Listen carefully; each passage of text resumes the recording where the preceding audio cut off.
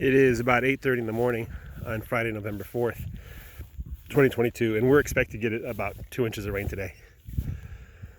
The clouds are already gearing up for a storm.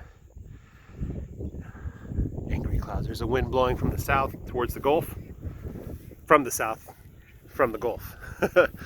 And I think what's going to happen, I'm not a weather guy, but the northern winds are going to dominate.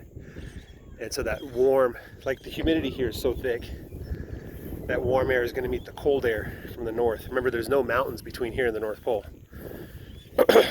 And so it's going to cause the water to rapidly condense, forming droplets in the air. And that's going to fall to the earth, and we're going to call it rain. We're going to thank God for it. What a wonderful world we live in. Oh, hey, get off that cow! My goodness, you're not a bull. Jagya.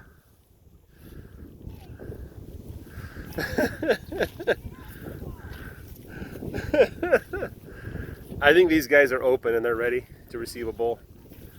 I'm going to wait till June. I want to get them all on a schedule. So they're all having calves in March, which I think is the perfect time. The likelihood, I think, of getting cold weather in March, or very cold weather in March, is pretty low. Also, February is when the grass starts to grow around here. Okay, that's running manure. That's right, I got to bring minerals out here. They're low on minerals. There's our new calf. Look at number 19 there. Brownie's calf. Look at her bag. Always surprises me, you know. My wife gave the sheep some treats, it looks like. Always surprises me how everything works and just all comes together, you know. What a wonderful world we live in. Right, Blackie? What does she have on her rear? Blue's trying to steal the treats. This grass is like the last area. It's quite like, I don't know how to describe it. There's the grass. Here, let's dig down. Let's take a look at it inside. So there's the grass layer, and underneath that there's this thick matting. You can't even get to the dirt if you wanted to. I can't even see the dirt. And what it feels like I'm walking on a sponge. You know, you can feel the grass layer on top, and then some areas it's closer to the ground. I think here it's not as thick, you know. But some areas it's like walking on a sponge, which I think would be fantastic because it's going to absorb that water, keep it at the surface there so it can slowly migrate into the ground.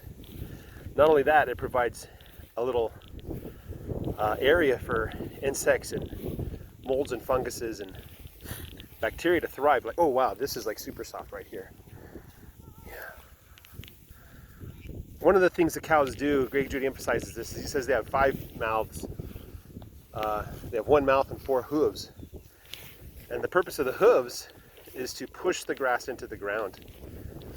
And if the grass is older, it'll break the stalk, killing the grass so something else can grow. But he says you have to feed the ground. You have to feed the ground. I think he estimates, like, you know, half of the food goes in the cow's mouth and half goes to the soil. And then, of course, everything the cow eats, it poops out. What's left is the meat, and that's what he sells, the meat and the calves.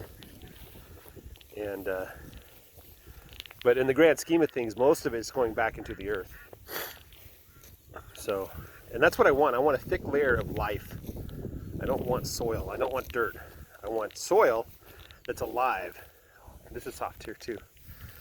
This is soft. Yeah, I could push on the soil. It's like crushing down. Is that just because the clay is soft underneath? I don't know. Maybe the clay has kind of expanded and risen up. I don't know if you can see the details. Let me get down and show you guys the details of what's going on with this grass. So, obviously we have this dead grass. This is the warm season grass. That's just dead, right? But if you look in between, you can see little stalks of this green grass that's growing up. This one's quite long. And so what's going on is the warm season grass is dying, it's dead. And this new grass is taking its place. Like here's, well, this still has green on it. That's pretty interesting. That's the Bermuda grass, that's how it grows. It kind of branches out. And so if I can give the grass enough time to recover, hopefully by the time the cows get to it, there'll be plenty of stuff to eat.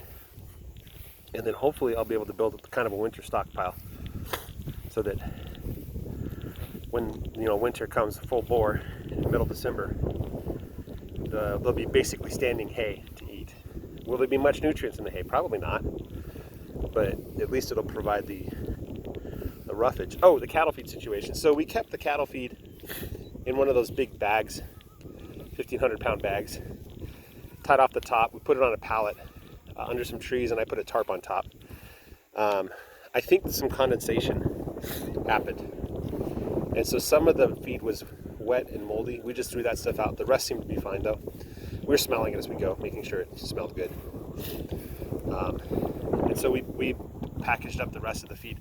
We probably lost, I'd say probably about 25 or 30 pounds of feed, which is one bucket.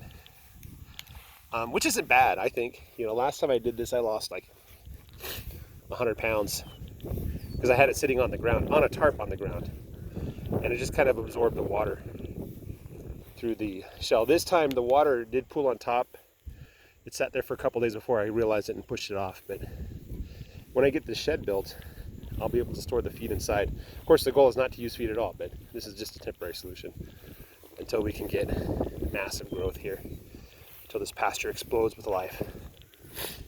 So that's where I'm at. Here's some goat weed I missed somehow. This is what happens if you don't shred it. It just dies. See those roots, how they spread out? Let's do this one now. Yep. All right, guys. I'll be signing off now. Take care. Bye-bye.